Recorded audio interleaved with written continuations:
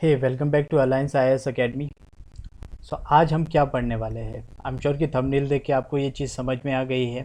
आज हम planning discuss करेंगे पॉलिटी की। पॉलिटी की प्लानिंग व्हाट? पॉलिटी कैसे पढ़े मीन्स हमारा तो एक ही भगवान है लक्ष्मीकांत, राइट। इसको कैसे कंप्लीट करें, मेंस के लिए इससे जो एक्स्ट्रा स्टफ चाहिए वो कहाँ से आए, राइट। ये जो करंट अफेयर मेंटेन करते हैं ये किस तरीके से मेंटेन करें, राइट। इसके अलावा और क्वेश्चन होता है कि द हिंदू पढ़ते हैं उसमें से कौन सा स्टफ पिक करें और किस तरीके से पिक करें। ये सारी बातें हम आज के वीडियो में करने वाले हैं। और मैं कोशिश करूँगा कि यहाँ पर जो भी मैं प्लानिंग बता रहा हूँ वो बहुत सिंपल हो, ताकि आप इसे फॉलो कर पाएँ। और मेनली जो मेरा फोकस है वो ऐसे लोगों पे है जो फ्रेशर्स है, राइट। ताकि एटलीस्ट आपको बुक को देख के डरना नहीं है, ठीक है। एक बहुत सिंपलेस्ट वे में मैं आप लोगों को समझाऊंगा कि किस तरीके से आपने इस बुक को टैकल करना है और बाकी के स्टेप्स कैसे आप लोगों ने इकट्ठे करने हैं और नोट्स मेकिंग किस तरीके से करने हैं, ताकि एंड ऑफ द डे जब आप अपने नोट्स को पढ़ोगे तो बहुत सिंपल लगे। आपको ऐसा नहीं लगे कि इसमें कुछ छूट गया है या फिर आधे का स्टफ कहीं और है। ये चीज़ें आपके मेंस एग्जामिनेशन के दौरान आपको बहुत तकलीफ देंगे रादर, ठीक है। तो चलिए शुरू करते हैं। So, hi guys, my name is Govind Negi Shom. I'm the faculty of economics at Alliance IIS Academy. This is my background. If you want to know more about me, you can pause this video and check it out. So, जो polity की planning है वो किस तरीके से हम करने वाले हैं, ठीक है। देखिए, जो मैंने पॉलिटी का ये लेक्चर मैं आप लोगों के लिए तैयार कर रहा हूँ, इसमें जनरली मैंने पॉलिटी के बुक को अच्छे से थॉरली स्टडी किया। तो मैंने देखा कि उसके बीच में एक पैटर्न है, ठीक है। कि मतलब ये जो थॉरली स्टडी है ये सिर्फ बुक की नहीं है, एक्चुअली उसके प्लानिंग की है, उसकी कोर की है, ठीक है। कि ये बुक बनाई किस तरीके से गई है। ये बुक जनरली जैसे और बुक्स होते हैं, ताकि जैसे हिस्ट्री है कि एंशियंट से आ गए, फिर मिडल आ गए, फिर एंशियंट आ गए, सॉरी, फिर अभी लेटेस्ट आ गए, ठीक है। वो सारी बातें हम जनरली करते हैं। सो अगर आप लक्ष्मीकांत के कोर को देखोगे ना, तो लक्ष्मीकांत में भी ऐसा ही है। सो उसमें सबसे पहले हिस्ट्री के बारे में बात करा गया है, फिर उसके बाद उसके एवोल्यूशन के बारे में बात किया गया है। तो आप डायरेक्टली वहाँ से पढ़ना शुरू कर दोगे तो थोड़ी दिक्कत, किताब बोरिंग सी लगती है। तो एक नए तरीके से हम देखेंगे किस तरीके से हम बुक को स्टडी करें, राइट। इसके अलावा जो एक्स्ट्रा स्टफ है वो हम कहाँ से लाए और किस तरीके से कवर कर सकते हैं मेंस के लिए एज वेल एज प्रीलिम। तो चलिए शुरू करते हैं यहाँ से आगे। इससे पहले कि मैं लेक्चर शुरू कर दूं, एक लेसन में आपके साथ डिस्कस करना चाहता हूँ।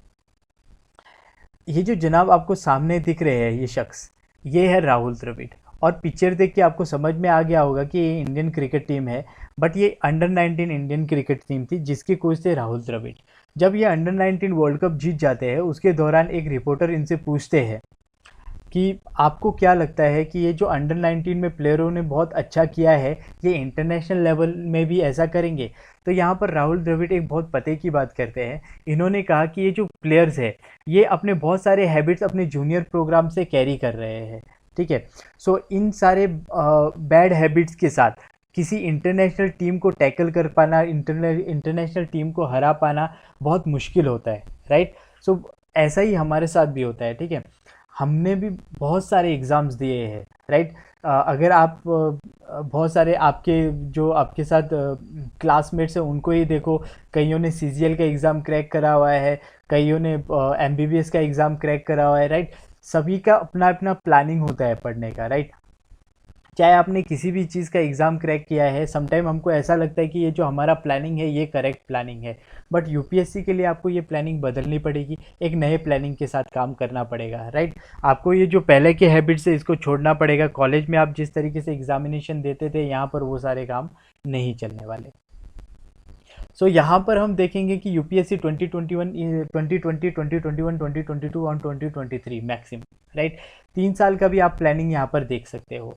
सो जनरली हम देखेंगे कि किस तरीके से हम किक स्टार्ट कर सकते हैं जीएस के प्रेपरेशन के लिए, फर्स्ट पॉइंट। नेक्स्ट देखेंगे न्यूज़पेपर और नोट्स मेकिंग, इसको कैसे कवर किया जा सकता है, नेक्स्ट। इसके बाद हम बात करेंगे कि ये टाइम मैनेजमेंट कैसे कर सकते हो और स्टडी टाइम कितना बनाएं, है ना, इस लॉकडाउन के टाइम पे हम कितना पढ़े और कितना रिलैक्स करें, राइट।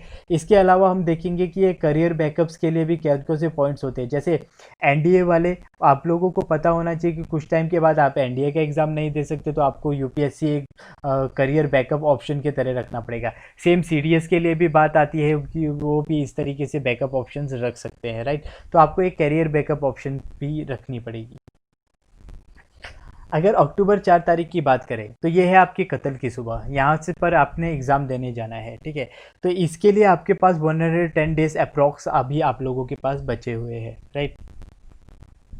तो यहाँ तक हम जीएस की प्रिपरेशन कैसे करें, इसके बाद मेंस आते आते भी हम अपने जीएस के प्रिपरेशन को एकदम से कंप्लीट कैसे करें, अगर आपने अभी कंप्लीट नहीं किया है तो। यहाँ पर मैं मान के चल रहा हूँ कि जो भी टाइम मैं आपको बताऊँगा, बहुत कम टाइम पे आप लोगों को ये सारे स्टेप ख़त्म करने हैं। तो मैं मान के चल रहा हूँ कि आपने बहुत सारी चीज़ें पहले पढ़ रखी है, बहुत लंबे टाइम से आप लोग खुद से भी सेल्फ स्टडी कर रहे हो। इससे पहले हमने रेगुलर ऑफलाइन क्लासेस में भी बहुत सारे स्टेप्स हमने कवर कर लिए हैं, राइट। तो आपके पास रिवाइज़ करने के लिए थोड़ा तेज़ी से आप रिवाइज़ कर सकते हो। एक नया टॉपिक पढ़ना और एक पुराना टॉपिक जो आपको अच्छे से पढ़ा है उसको पढ़ के आगे निकलना, दोनों में डिफरेंस होता है, राइट। सो तो ये है हमारी कत्ल की सुबह, मीन्स 4 अक्टूबर, राइट। इस टाइम आपका मर्डर हो जाएगा। ओके, जनवरी 8, सो यहाँ पर मेंस एग्ज़ाम है। अगर इसको कैलकुलेट किया जाए तो 204 डेज अप्रोक्स हमारे पास अभी बचते हैं, राइट। सो इतने डेज को भी आपने यूटिलाइज़ करना है। और इसी के बाद 8 तारीख से लगभग 15 से 20 दिन पहले आप लोगों को आंसर राइटिंग शुरू कर देनी है। 1 घंटा पैच करना है और उस 1 घंटे में आपको आंसर राइटिंग अपना करना शुरू कर देना है। ओके, हमारे एक एक्टर है अक्षय कुमार। अक्षय कुमार का मानना है कि एक हिट फिल्म देने से अच्छा है कि आप साल में 3-4 पिक्चर कर लो, कमाई तो बराबर ही होती है।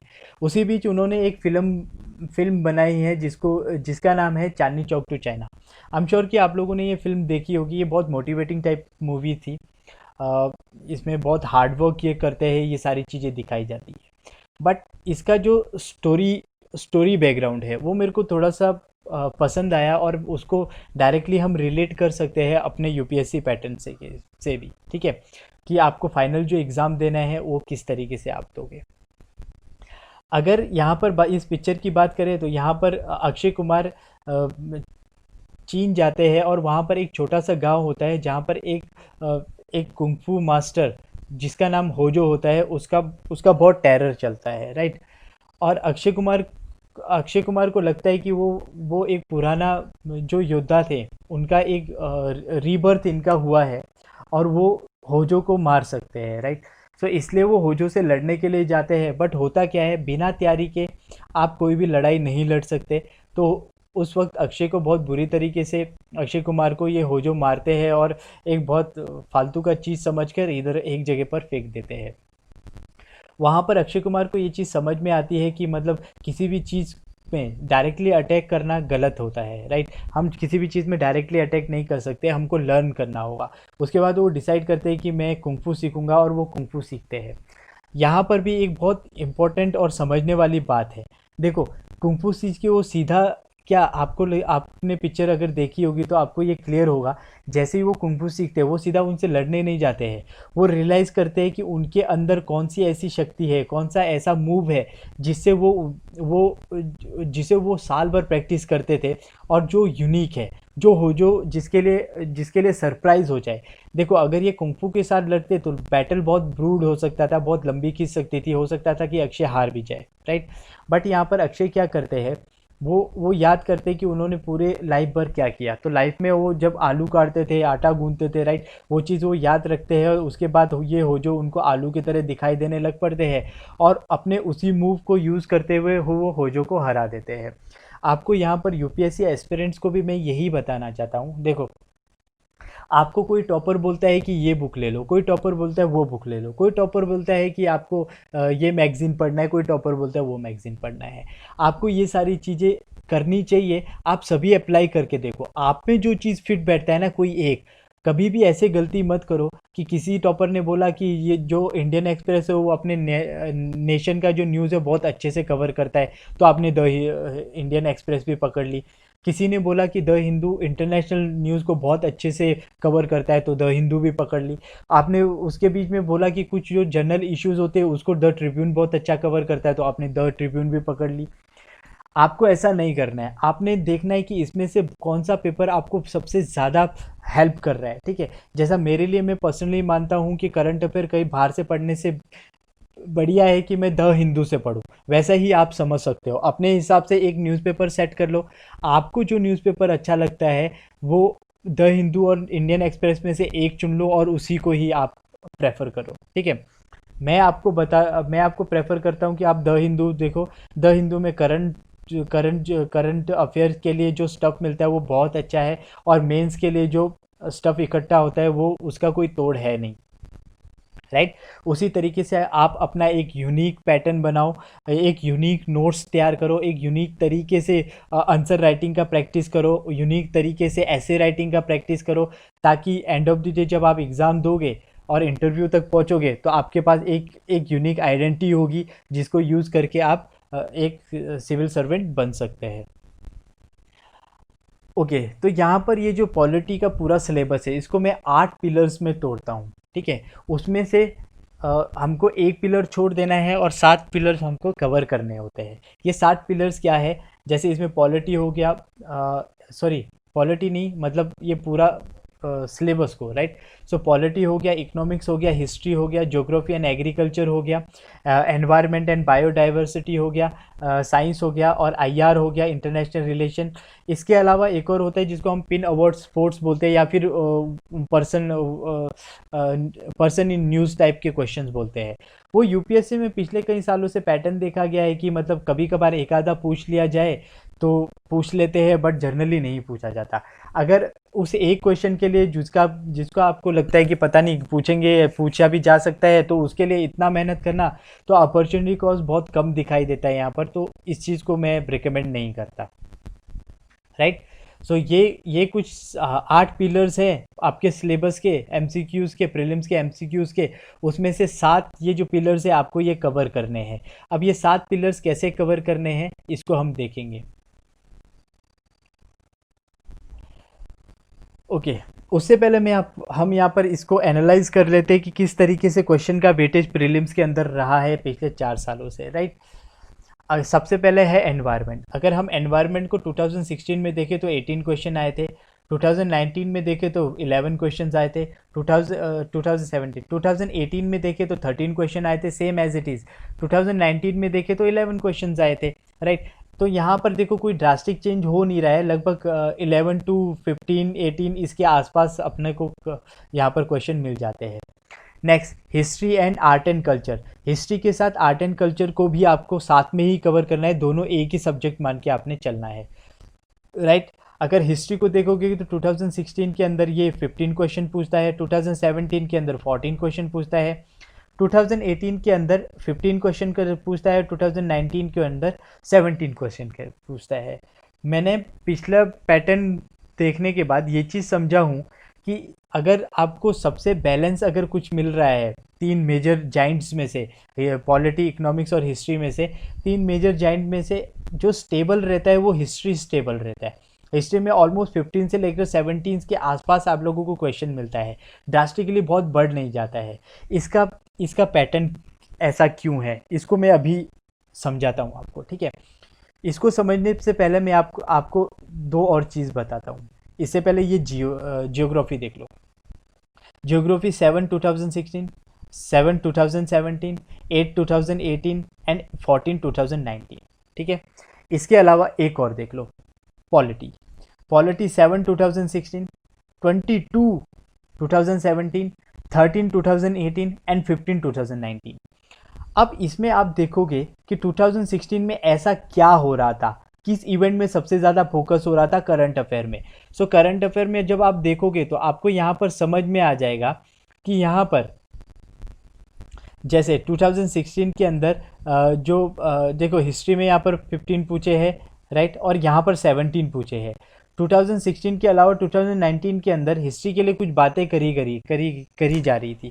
कैसे, आप लोगों को पता है कि 2019 के अंदर जैसे ये चल रहा था, मतलब दिवाली के टाइम पे भी ये इश्यूज हो रहे थे कि अपने जो सेवन सिस्टर्स है उसमें से जो बहुत सारे ऐसे स्टेट्स थे जहाँ पर हम लोगों ने जब बहुत सारे एग्रीमेंट किए, जब हमने इंडिया को यूनाइट किया, वहाँ पर हमने उनको एश्योरेंस दिया था कि आपका जो कल्चर है उसको प्रिजर्व करके रखा जाएगा। जब हमने ये लॉ बनाया कि किसी भी जानवर की बलि हम देंगे नहीं, तो उस केस में बहुत सारे हिस्टोरिकल मोमेंट्स बाहर निकल के आए थे।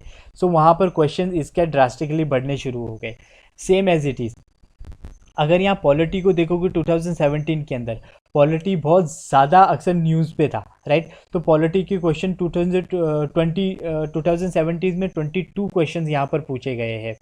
एज इट इज़ अगर आप देखोगे कि इकोनॉमी के बारे में 2016 जहाँ पर जीएसटी वगैरह का न्यूज़ बाहर आया था, ठीक है, जीएसटी का इम्प्लीमेंटेशन के बारे में बात कर रहे थे। सो ये भी बहुत ज़्यादा न्यूज़ में था। अगर आप देखोगे तो 18 क्वेश्चन यहाँ पर पूछे गए। उसके बाद ये 2017 में 8 क्वेश्चन हो गए, और 2018 के अंदर ये वापस से 16 क्वेश्चन हो गए, और 2019 के अंदर ये फिर से 14 क्वेश्चन होंगे। जिस साल के अंदर जो ज़्यादा न्यूज़ पे रह रहे हैं वहाँ पर क्वेश्चन की मात्रा बढ़ती जा रही है। आप यहाँ पर डायरेक्टली रिलेट कर सकते हैं।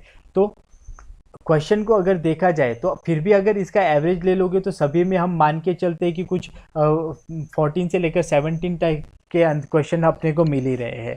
इसके अलावा जो लिटिल जाइंट्स है लाइक साइंस, इसके 7 8 8 4, ठीक है, ये पैरेलल अपने तरीके में चल रहे हैं।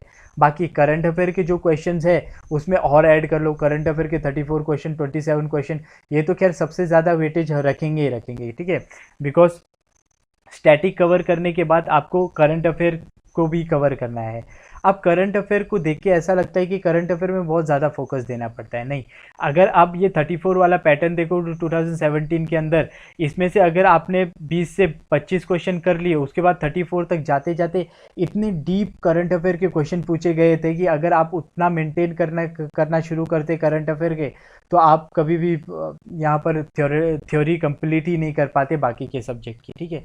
सो बहुत डीप भी पूछा जा सकता है, इसीलिए आपको सबको पैरेलली बराबर टाइम देके बराबर तरीके से इसको कवर करना पड़ेगा। आप लोगों को करंट के इश्यूज़ के हिसाब से जाके देखना पड़ेगा कौन से टॉपिक में बहुत अच्छे पढ़ूं, और उस तरीके से आप क्वेश्चन ज़्यादा यहाँ पर स्कोर कर सकते हैं, राइट। आई एम श्योर कि आपको समझ में आ गया पेपर से पहले आपको क्या देखना है और किस तरीके से आप लोगों को रिवाइज करने का पैटर्न अपना अलग से बनाना है।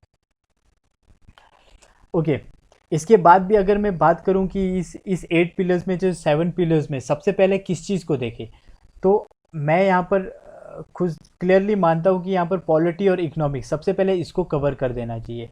अब यहाँ पर पॉलिटी और इकोनॉमिक्स कवर क्यों करना चाहिए? देखो, ये जो हिस्ट्री है ये ज़्यादा चेंज नहीं होना है, ठीक है। इसको अगर आप बाद में भी बनाओगे तो एक ही माइंडसेट के साथ बना सकते हो। बट ये जो पॉलिटी और इकोनॉमिक्स है, ये इसमें बहुत चेंजेस आते रहते हैं, ठीक है। जैसे इकोनॉमिक्स में मान लो बजट आ गया, रेलवे बजट आ गया, राइट। उसके बाद इकोनॉमिक सर्वे आ गया, इकोनॉमिक सर्वे आता तो इकोनॉमी पूरा का पूरा उल्टा पड़ने लग पड़ता है, राइट। वैसे ही पॉलिटी में कुछ एक्ट बन गए, कुछ अमेंडमेंट, कुछ बिल पास हो गए, राइट। उस तरीके से बहुत सारे स्टेप आप लोगों को बनाने पड़ते हैं। इसलिए आप क्या करोगे, पहले ही अगर आपने थ्योरी कंप्लीट कर ली है, उसके बाद हिस्ट्री को मेंटेन करते हुए करंट अफेयर में इन लोगों का थोड़ा और स्टेप बनाने में आप लोगों को ज़्यादा सरदर्दी नहीं होगा। अगर आप लोगों ने स्टार्ट हिस्ट्री से कर लिया है तो देखो स्टैटिक कर रहे हो, उसके बाद आपने वही स्टैटिक इकोनॉमिक्स और पॉलिटी का भी करना है, और बट करंट में भी बिल्कुल उतना स्टफ और बनाना है, आपको बहुत हेक्टिक हो जाता है और आपको ये सिलेबस बहुत बड़ा दिखने लग जाता है, राइट। इसीलिए एक एक्चुअल तरीके से बनाना शुरू कर दो। पॉलिटी को और इकोनॉमिक्स को सबसे पहले ख़त्म कर दो, उसके बाद जो करंट आ रहा है उसको अलग से मेंटेन करते रहो, और जो स्टैटिक है उसके बाद हिस्ट्री हो गया, ये ज्योग्राफी हो गया, एनवायरनमेंट एंड इकोलॉजी, ये सारी चीज़ आप अलग से बनाते रहो, राइट। सो इसमें आप लोग बहुत इजीली कवर कर पाओगे, और इसलिए आपको बहुत बर्डन भी नहीं पड़ेगा, और बहुत अच्छे से आप नोट्स मेकिंग भी हो जाएगा। जब आप रिवाइज करोगे आप देखोगे कि आपके नोट बहुत ऑथेंटिक वे में बने हैं और बहुत क्लियर वे में बने हैं, तो बहुत अच्छे से आप उसको पढ़ भी पाओगे। इसके अलावा हम बात करें कि करंट अफेयर का किस तरीके से यूज़ करें, ठीक है, हिंदू में से। देखो, आपको द हिंदू लगाना है, ठीक है। ऐसा नहीं है कि 2 मंथ द हिंदू लगाया और उसके बाद बंद कर दिया, नहीं। द हिंदू लगाना है और इसका रेगुलर यूज़ आप लोगों को करना है। कोशिश करिए कि अपने ही घर में खुद से ही द हिंदू लगवाए, राइट। और इसको कैसे यूज़ करना है। सबसे पहले ये जो नेशन, सबसे पहला पॉइंट है यहाँ पर नेशन कवर करना है। नेशन के बाद पॉलिटी, डेवलपमेंट, जो भी पॉइंट मिल रहे हैं आप इसमें से भी पॉइंट बनाओगे। पॉइंट बनाने का मतलब नहीं कि आपने 4-4 5-5 पैराग्राफ के पूरा का पूरा ये जो आपको यहाँ पर पूरे के पूरे पैराग्राफ दिख रहे हैं इसको ही टेपना शुरू कर दिया, नहीं, आपको शॉर्ट नोट्स बनाने हैं, राइट। वैसे ही आपने इसमें जो इकोनॉमिक्स का पेज आता है तो इकोनॉमिक्स में कौन से करंट इश्यूज़ है, कौन से बड़े इश्यूज़ है जिसको बात करी जा रही है उसका नोट्स बना लो, राइट। उसके बाद साइंस एंड टेक्नोलॉजी में क्या क्या डेवलपमेंट हुए वो सारे द हिंदू बहुत अच्छे से कवर करता है। इंटरनेशनल न्यूज़ के लिए तो द हिंदू जाइंट है, तो यहाँ पर इंटरनेशनल रिलेशन आपका बहुत अच्छे से कवर हो जाएगा। साउथ से रिलेटेड जितने न्यूज़ है आप इसको छोड़ सकते हो, ये यूपीएससी कवर करता ही नहीं है। पिन 1% टाइप, कौन से बैंक का कौन चेयरपर्सन है, इस टाइप के क्वेश्चन भी ज़्यादा इंपॉर्टेंट है नहीं, ठीक है। जब आपने एक बार ये कवर कर लिया तो उसके बाद आप आगे और देख सकते हो, ठीक है, कि साथ में इसके साथ थ्योरी और कवर कर सकते हो। बट ये जो आप लोग करंट अफेयर मेकिंग करोगे द हिंदू से, इसको किस तरीके से करना है। मान लो कि एक एक न्यूज़ आता है, RBI reduce repo rate to 100 basis point. RBI ने जो अपना रेपो रेट है 100 बेसिस पॉइंट से कम कर दिया है। यहाँ पर जो न्यू कमर गलतियाँ करते हैं वो क्या करते हैं, सबसे पहले तो अनाउंसमेंट डेट देखेंगे कि सबसे पहले कब ये अनाउंस हुआ। उसके बाद देखेंगे कि XYZ की बैंक का चेयरपर्सन कौन है, राइट। और आरबीआई है उसका गवर्नर कौन है, उसने कब अनाउंस किया, इसमें पीएम का रोल क्या है, फाइनेंस मिनिस्ट्री का रोल क्या है, इसके वजह से होम लोन और कार लोन में क्या इफेक्ट पड़ेगा, एक्सपर्ट इसके लिए क्या बोलते हैं, अच्छा है या फिर बुरा है, इसका जीडीपी में क्या इम्पैक्ट पड़ेगा, ब्ला ब्ला ब्ला। ऐसे करके वो 2 से 3 पेज आराम से करंट अफेयर का भर देंगे, राइट। अगर एज इट इज़ देखा जाए वहाँ पर एक्सपीरियंस प्लेयर क्या करता है, वो बहुत शॉर्ट नोट्स बनाएगा। जैसे रेपो रेट 5%, 100 बेसिस पॉइंट से बढ़ गया 4% हो गया, कब ज़्यादा से ज़्यादा वो उसका डेट भी लिख लेगा 27 मार्च। हमको पता है ये डेट कब इशू हुआ, ये पर्सन, इस टाइप के न्यूज़, इस टाइप के जो स्टफ़ होता है आपके यूपीएससी में पूछते ही नहीं है, राइट।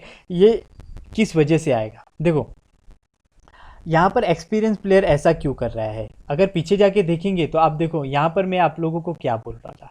मैंने यहाँ पर बोला कि सबसे पहले हम क्या कवर करेंगे, पॉलिटी, इकोनॉमी। जब हम पॉलिटी और इकोनॉमी कवर करते हैं ये न्यूज़ में बहुत ज़्यादा रहते हैं, राइट, और इसमें स्टफ बहुत ज़्यादा नहीं रहते। एक बार आपने थ्योरी कवर कर दी ना तो आपको ये समझ में आ जाएगा कौन कौन सी बातें आप लोगों ने लिखनी है और कौन कौन सी बातें आपने यहाँ पर छोड़नी है। सो न्यू कमर के साथ ये गलतियाँ होती है, राइट। तो इसलिए थ्योरी एक बार आपने कवर कर दिया तो आपको समझ में आया कि हाँ ये जीडीपी किस तरीके से बूस्ट हो गया, ये तो थ्योरी में हमने पढ़ ही रखा है। तो आप डायरेक्टली देखोगे कि हाँ कैसे से कितना बेसिस पॉइंट हो गया और कितना बेसिस पॉइंट कम ज़्यादा हुआ, इसका इम्पैक्ट क्या पड़ रहा है, वो सारा चीज़ आप लोगों ने थ्योरी में कवर कर दिया। तो छोटा सा ये करंट अफेयर का नोट रखेंगे अपने दिमाग के लिए, अपने दिमाग में मतलब नॉक करने के लिए, राइट। तो इतने से उन लोगों का काम बन जाता है। ऐसा नहीं कि यहाँ पर वो लोग काम चोरी कर रहे हैं और बहुत छोटा छोटा लिख रहे हैं, नहीं। देखो इतने में उन्होंने कंप्लीट लिख लिया है। यहाँ पर जो एक बिगिनर लिख रहा है और जितना ये लिख रहा है, बिकॉज इससे उनको याद रहेगा कि करंट में डेवलपमेंट क्या हुआ था। और बाकी की जो थ्योरी है वो तो इंटरलिंक वो आराम से कर लेगा, बिकॉज उसका थ्योरी पहले से बहुत अच्छे से क्लियर है, बहुत अच्छे से वो रिलेट कर पा रहे हैं। सो यहाँ पर भी अगर मैं बात करूँ कि सबसे पहले क्या पढ़ना चाहिए, पॉलिटी।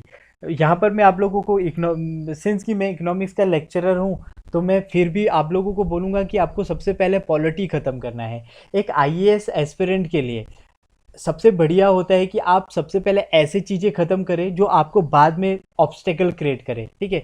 सो पॉलिटी में से इकोनॉमी पहले क्यों नहीं, क्योंकि इकोनॉमी ना बार बार बदलता रहता है, इकोनॉमी को आपको साथ में साथ दौड़ाना पड़ेगा। तो इसीलिए मैं आपको बोल रहा हूँ पॉलिटी बहुत कम रेशो में न्यूज़ में आता रहता है। कोई आर्टिकल आ गया, कोई ये अमेंडमेंट हो गए, तो वो एक बार नोट्स बना लोगे तो कुछ मंथ के लिए रिलैक्स हो जाए। पर इकोनॉमी में कुछ ना कुछ डेवलपमेंट चल ही रहा है, आरबीआई कोई डिसीजन ले लेता है, वहीं पर इकोनॉमिक सर्वे में कुछ बोल देते हैं, बजट आ जाता है, रेलवे बजट आ जाता है, बीचों बीच फाइनेंस मिनिस्ट्री कुछ फाइनेंस मिनिस्टर कुछ इंटरेस्ट में कटौती कर लेते हैं।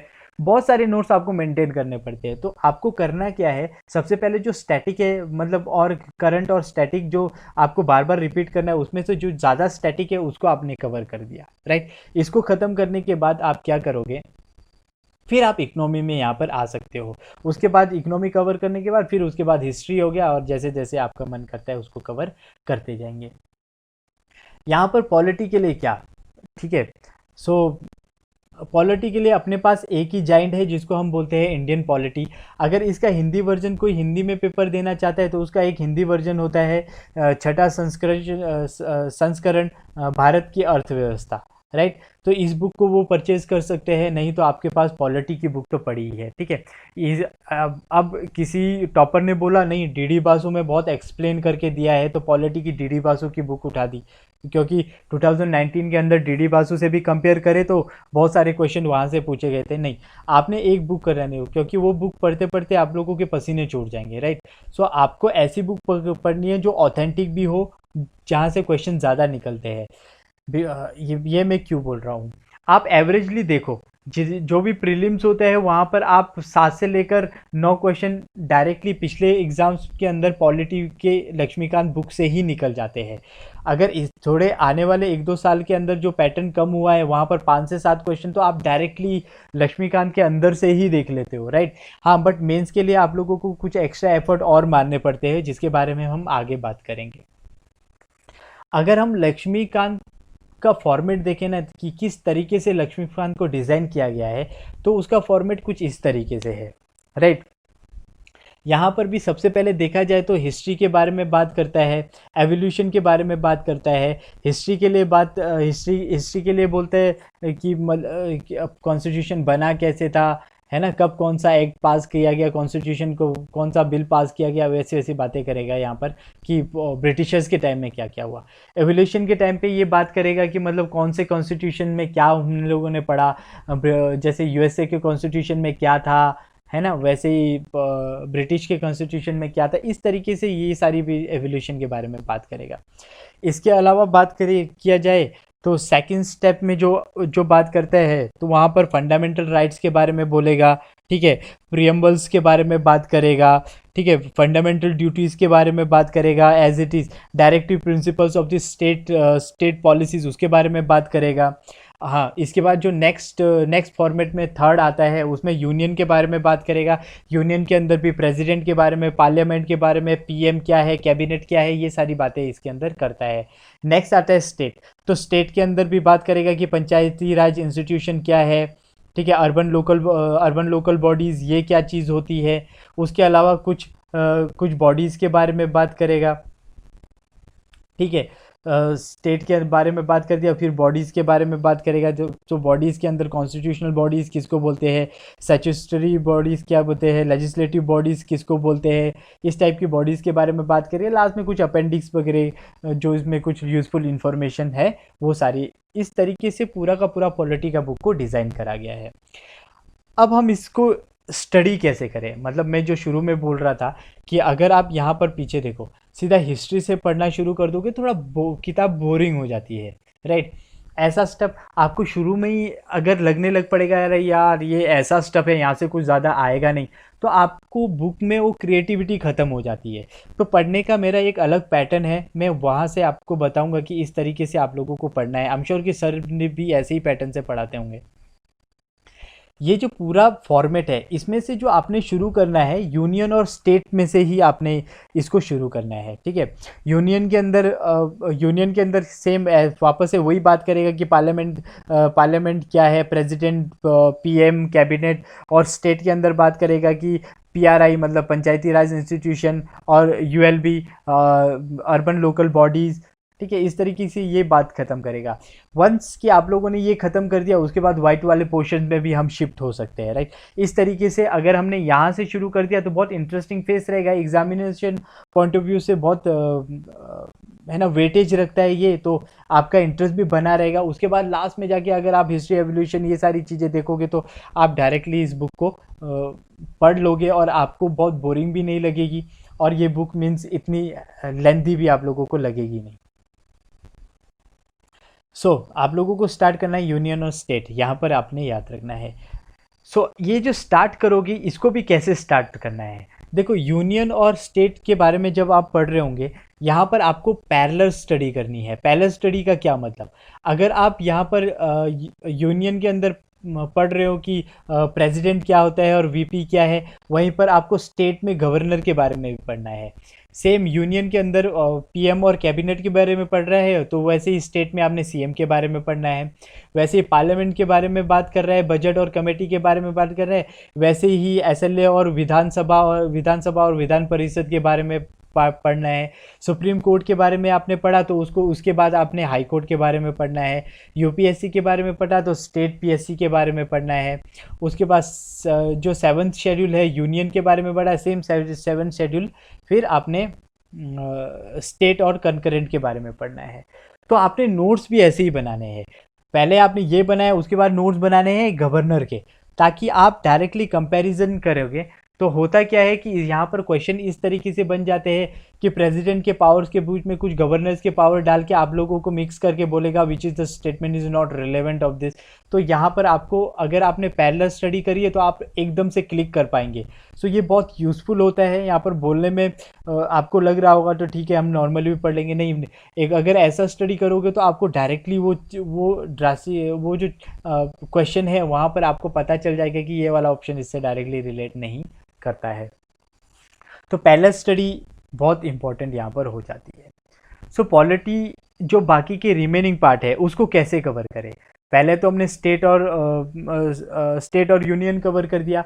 उसके बाद आता है उससे ऊपर वाला पैटर्न, ठीक है, जहाँ पर आपके पास फंडामेंटल राइट्स के बारे में बात किया गया होता है, प्रियम्बल्स के बारे में बात करते हैं, फंडामेंटल ड्यूटीज़ के बारे में बात करते हैं, ठीक है, और directive principles and state policies के बारे में बात करते हैं। सिंस यहाँ पर एलियंस के बारे में भी बात करते हैं, aliens means non Indian resident. Aliens दो टाइप के होते हैं, जैसे फ्रेंडली एलियंस भी होते हैं और एनिमी एलियंस भी होते हैं।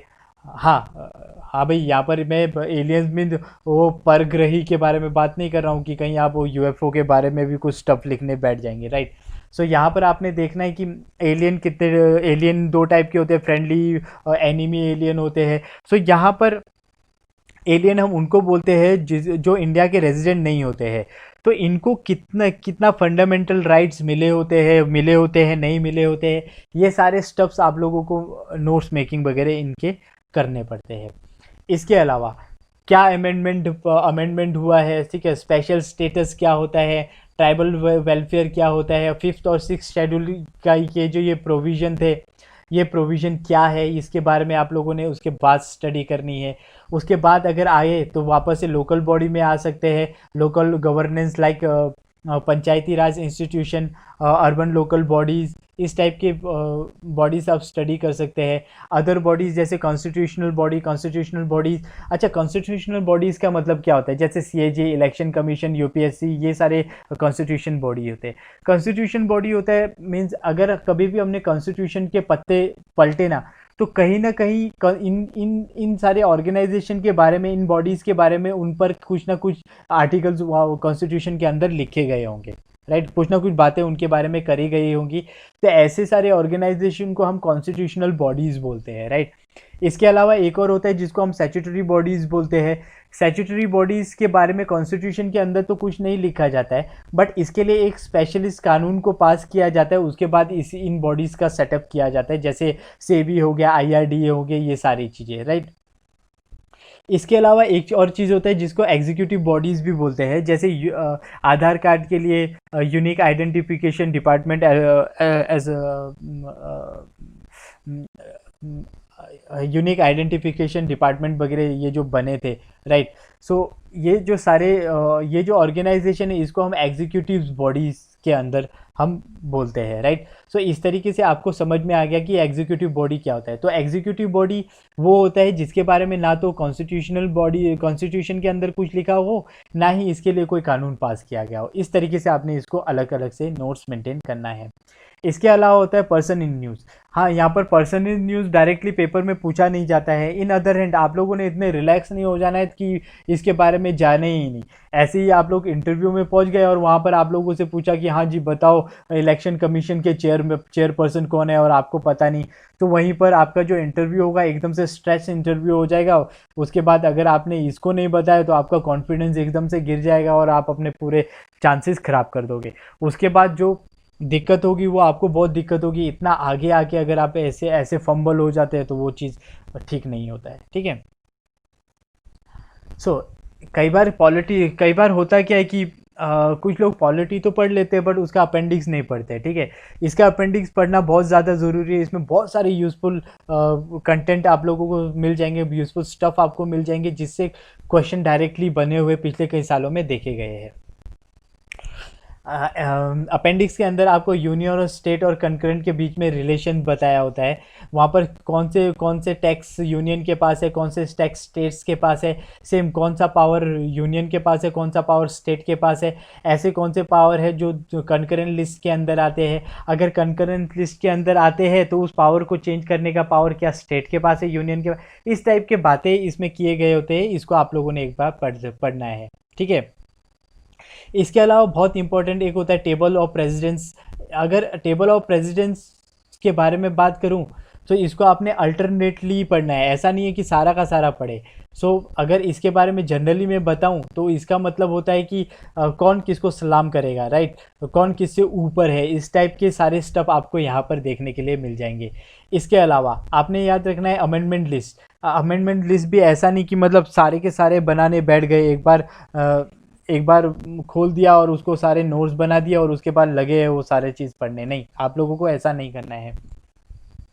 कोई सिलेक्टेड पढ़ना है, जैसे सबसे पहले क्या आया था, सबसे पहला इम्पोर्टेंट क्या आया था, वैसे ही राइट टू एजुकेशन जो कि 86 नंबर का है, वैसे ही जुडिशियल कमीशन के लिए कौन से नंबर का एक्ट है, ठीक है, जीएसटी पास हुआ था उसके लिए कौन सा एक्ट है, इस टाइप से आप लोगों ने ये सारे आर्टिकल जो न्यूज़ पे रहे हो या फिर जो बहुत इंपॉर्टेंट है उन सारी चीज़ों को अलग से नोट्स बना के उस चीज़ को आपने पढ़ना है। इसके अलावा आर्टिकल भी सिलेक्टेड स्टफ से आप लोगों ने पढ़ने हैं, जैसे पीएम के पास कौन से पावर्स होते हैं, प्रेसिडेंट के पास कौन से पावर्स होते हैं, अगर होते हैं तो कौन से आर्टिकल के अंदर ये पावर आता है, राइट, ये सारी चीज़ें। जब आप ये सारी चीज़ें ख़त्म कर दोगे फिर आपके पास बचेगा ये हिस्ट्री और एवोल्यूशन, राइट। हिस्ट्री के अंदर बातें करी गई होती है कि कैसे कैसे करके ये अपना कॉन्स्टिट्यूशन डेवलप हुआ, और एवोल्यूशन के अंदर बातें की गई होती है कि हमने क्या देखा कि यूनाइटेड स्टेट के कॉन्स्टिट्यूशन से हमने क्या पिक किया, उधर से क्या पिक किया, इधर से क्या पिक किया, वो सारी चीज़ें बातें यहाँ पर की जाती है, ठीक है। इसको आप कब पढ़ोगे, इसको आप देखो पॉलिटी के साथ मत पढ़ो, इसको आपको पढ़ना चाहिए हिस्ट्री के साथ। हिस्ट्री में भी जब हिस्ट्री के साथ भी आप तब पढ़ोगे जब आप फ्रीडम स्ट्रगल पढ़ रहे होंगे। आपको फ्रीडम स्ट्रगल के साथ इसको इतने अच्छे तरीके से मेंटेन करना है ताकि हिस्ट्री में ये पूरा का पूरा घुस के रह जाए, राइट। तो आपको पता है कि पॉलिटी के लिए मैंने मेन स्टफ क्या पढ़ना है और हिस्ट्री का स्टफ तो हिस्ट्री आप वैसे ही पढ़ रहे हो, तो वो एक स्टैटिक जैसा आपका एक अलग से नोट्स बन जाएगा, राइट। इस तरीके से आप इसको कवर कर सकते हैं। कई बार क्या होता है कि कोई जो पॉलिटी की बुक पढ़ देता है फिर वो अपने आप को बादशाह समझने लग पड़ता है और शहंशाह समझ के इधर उधर रिलैक्स करने लग पड़ता है। नहीं, आपको ऐसा नहीं करना है, बिकॉज समटाइम ऐसे क्वेश्चन आ जाते हैं जिसको देख के आप परेशान हो जाओगे कि ये तो मैंने कहीं पर पढ़ा नहीं था, ठीक है। 2017 के अंदर सीसेट के अंदर एक क्वेश्चन पूछा था, which of the following is the largest committee of the parliament की कौन सी कमेटी सबसे लार्जेस्ट है इन टर्म ऑफ नंबर्स, ठीक है, नंबर्स ऑफ मेंबर्स। सो इसके कुछ ऑप्शंस है, उसमें सबसे पहला है committee of public account, next है कमेटी ऑन एस्टिमेट्स, उसके बाद है कमेटी ऑन पब्लिक अंडरटेकिंग, उसके बाद है कमेटी ऑन पैटिशन, राइट। सो इसका करेक्ट आंसर क्या है? सो इसका करेक्ट आंसर है ओके, अभी वीडियो पॉज कर लो और अगर आपको पता है तो आप कमेंट सेक्शन में मुझे प्लीज़ पहले ये बता दो कि इसका करेक्ट आंसर क्या है, राइट। और ऑनेस्टली अब अगर आपको पता नहीं है तो कमेंट सेक्शन में sorry NOT, right, sorry not, इस तरीके से लिख लो ताकि पता चल जाए कि मतलब कितने को ये आइडिया नहीं था, राइट। और प्लीज़ ये ऑनेस्टली करना, बिकॉज ये आपके अपने लिए ही है, ठीक है, औरों के एंथुजियाज्म के लिए भी है।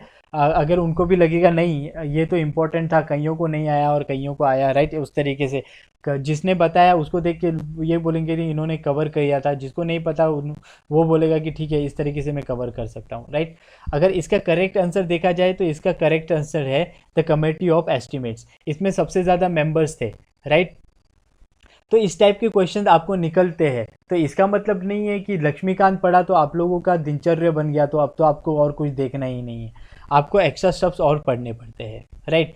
इसके अलावा अगर लक्ष्मीकांत और क्यों इम्पोर्टेंट हो जाती है, किस टाइप के क्वेश्चंस के अंदर लक्ष्मीकांत आपको डाई हार्ड पढ़नी है, तो उसमें है जैसे 2TF टाइप क्वेश्चन बन जाते हैं, 3TF टाइप क्वेश्चन बन जाते हैं, 4TF type, even 5TF type question जो कि साइंस में आपको देखने के लिए मिलेगा। ये 5 टर्म दे देंगे, इसमें से कौन सा बहुत कम मैग्नेटिक है, मतलब कौन सा बहुत कम अट्रैक्टिव है इस स्टेटमेंट के अकॉर्डिंग, इस टाइप के क्वेश्चन यहाँ पर बनना शुरू हो जाते हैं। पॉलिटी के अंदर भी यहाँ से क्वेश्चन बनना शुरू हो जाते हैं।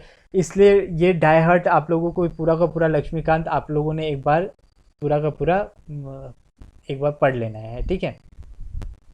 इसके अलावा बॉडीज से क्वेश्चन बन जाते हैं, ठीक है, अपॉइंटमेंट से, फंक्शन से, जुरिडिक्शंस के अंदर एरिया क्या क्या है, इस टाइप के अंदर क्वेश्चन आप लोगों के एमसीक्यू में बन जाते हैं। मेनली यहाँ पर देखा गया है तो match of the following type question बन जाते हैं कि ईयर्स, आर्टिकल्स, फंक्शंस, इस टाइप के क्वेश्चन यहाँ पर match of the following type के क्वेश्चन बन जाते हैं। सो इसके लिए वापस से डाई हार्ट लक्ष्मीकांत आप लोगों ने पढ़ के रखनी है। क्या लक्ष्मीकांत पढ़ लिया तो सब कुछ ओवर? नहीं, जैसे कि मैंने 2 स्लाइड पहले भी बोला कि लक्ष्मीकांत पढ़ के अपने आप को बादशाह नहीं समझ लेना है। एक पॉलिटिकल थ्योरी से रिलेटेड एक क्वेश्चन आया था, ठीक है। यहाँ पर अगर आप देखो कि to deal with the ideas of the principle that shapes constitution, ये जो पूरा का पूरा थ्योरेटिकल पॉलिटिकल थ्योरी है, ये आपको डायरेक्टली देखने के लिए मिलेगा। इसका करेक्ट आंसर है 1 2 3, तीनों की तीनों फॉलो करते हैं। इसका करेक्ट आंसर एनसीईआरटी के अंदर ये पूरा का पूरा आपको पैराग्राफ के फॉर्म में देखने के लिए मिलेगा। यहाँ पर एक भी शब्द आगे पीछे नहीं किया है। एनसीईआरटी के क्लास 11 पेज नंबर 6, ठीक है। मतलब ये जो पॉलिटी की बुक है उसमें से एनसीईआरटी की 11 पेज नंबर 6 में अगर आप जाओगे, ये पूरा का पूरा पैराग्राफ आप लोगों को वहाँ पर देखने के लिए मिल जाएगा। दैट मीन्स कि एनसीईआरटी बहुत इंपॉर्टेंट आप लोगों के लिए हो जाता है। सो यहाँ पर क्लियरली क्वेश्चन बन सकता है कि पॉलिटी के अलावा एक्स्ट्रा और क्या पढ़े, लक्ष्मीकांत के अलावा मतलब एडिशनल और क्या पढ़े। तो आपको इसका भी लिस्ट बना देना है, इसको आपने फॉलो करना है। सबसे पहले एनसीईआरटी, अगर आपका एम 2021 या फिर 2022 है, आप लोगों को तो exactly point pin to pin ये सारी एनसीईआरटीज ख़त्म करनी है। एनसीईआरटी के अंदर भी पॉलिटिकल साइंस, वहाँ पर सोशियोलॉजी, ये दोनों को आप लोगों ने कंप्लीट ख़त्म कर देना है, राइट। नेक्स्ट आ जाता है इंडिया ईयर बुक। जैसे ही इंडियन ईयर बुक पढ़ गया, आपने स्पेसिफिकली पॉलिटी के लिए कुछ सिलेक्टेड चैप्टर्स होते हैं, आपने सिर्फ वही पढ़ना है। जैसे चैप्टर 3 यहाँ पर पॉलिटिकल इश्यूज़ के बारे में बात करता है, चैप्टर 20 यहाँ पर लॉ के बारे में बात करता है, चैप्टर 28 यहाँ पर वेलफेयर ऑफ राइट्स के बारे में बात कर रहा है। तो आप लोगों ने ये सारे चैप्टर्स आपने बना देने हैं।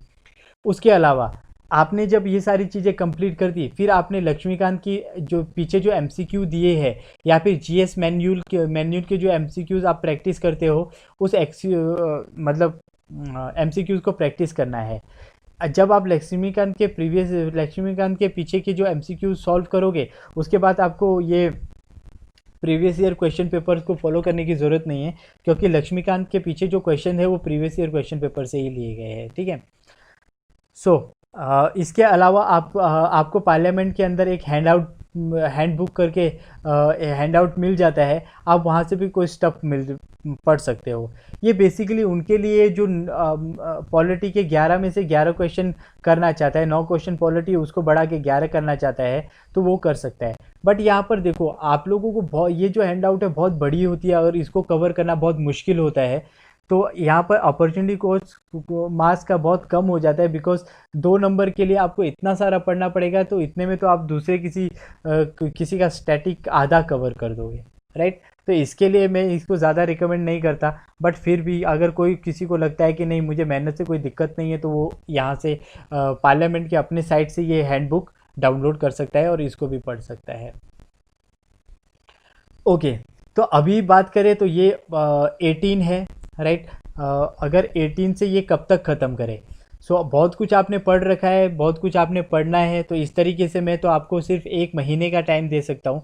हाँ, इसको बढ़ा के आप 15 दिन और एक्सटेंड कर सकते हैं, बट मैं चाहता हूँ कि आप लोग लगभग 1 मंथ के अंदर जितनी हार्ड मेहनत कर सकते हो पॉलिटी को यहाँ तक लाके इसको ख़त्म कर दो। जब आपका ये स्टैटिक ख़त्म हो जाता है फिर बात आ जाता है करंट का। सो पॉलिटी के अंदर करंट के लिए क्या क्या पढ़े, तो आपने देखना है बिल्स कौन कौन से लेटेस्ट बिल्स के बारे में बात कर रहे हैं, एक्ट्स के बारे में बात कर रहे हैं, ऑर्डिनेंस के बारे में बात कर रहे हैं। जैसे लेटेस्ट अभी अगर मैं बात करूं तो बात की जा रही है कि ये जो लड़की की कोई भी चाइल्ड है, ठीक है, कोई भी लड़की है, अगर उनकी मैरिज के एज के बात करें तो वो 18 से बढ़ा के 21 साल कर देना है, राइट। सो जैसे ही ये बात बाहर निकली और एक कमेटी इसके लिए बनी, तो आपके लिए कुछ एक्ट इम्पोर्टेंट हो जाते हैं।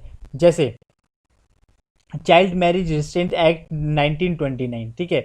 ये जो चाइल्ड मैरिज रिस्ट्रेंट एक्ट 1929 थे, इसको बेसिकली पॉपुलरली ये जाना जाता था शारदा एक्ट के नाम से, ठीक है। सो ये एक्ट आपके लिए बहुत इंपॉर्टेंट है। फिर आपने ये पढ़ना है कि इस एक्ट के अंदर कौन कौन से बातें करी गई। इसके अलावा आपने देखना है कि अभी कमीशन बनी है, तो एक जो पूरी की पूरी कमेटी बनी है, उस कमेटी के अंदर एक तो उन्होंने ये बताना है कि मतलब इसका एज बढ़ा के 21 साल कर सकते हैं। इसके अलावा उन्होंने ये बताना है कि लड़कियों की माँ बनने की उम्र कितनी होनी चाहिए, ठीक है। इसके अलावा बहुत सारे ऐसे और इन्फॉर्मेशन वो कमेटी प्रपोज करेगी, राइट। सो वो कौन कौन से इन्फॉर्मेशन है उसके लिए भी कोई क्या पहले कोई बात की गई है, ये सारे पॉइंट आप लोगों ने करंट में ये सारे पॉलिटी के लिए तैयार कर देने हैं। इसके अलावा ऐसे कोई राइट्स इश्यूज, सुप्रीम कोर्ट के जजमेंट, गवर्नमेंट के स्कीम पॉलिसीज़ जो अभी लेटेस्ट न्यूज़ में रहे हैं साल भर के अंदर, राइट, वो सारी चीज़ें आप लोगों ने कवर करने हैं, ठीक है। इलेक्शन रिलेटेड जो भी प्रोविज़न है उसको भी आप लोगों ने कवर करना है, बिकॉज पेपर नंबर टू में ये बहुत इंपॉर्टेंट हो जाता है। बिकॉज पेपर नंबर 2 के अंदर बात की जाती है रिप्रेजेंटेशन ऑफ पीपल एक्ट के बारे में, मतलब आरपीए के बारे में बात किया जाता है। तो ये सारे फिर वहाँ पर इलेक्शन रिलेटेड प्रोविजन बहुत इंपॉर्टेंट हो जाते हैं, ठीक है। आपको ये सारी चीज़ें यहाँ से कवर करनी है। इसके बाद द हिंदू का नेशनल वाला पेज आपने कवर करना है।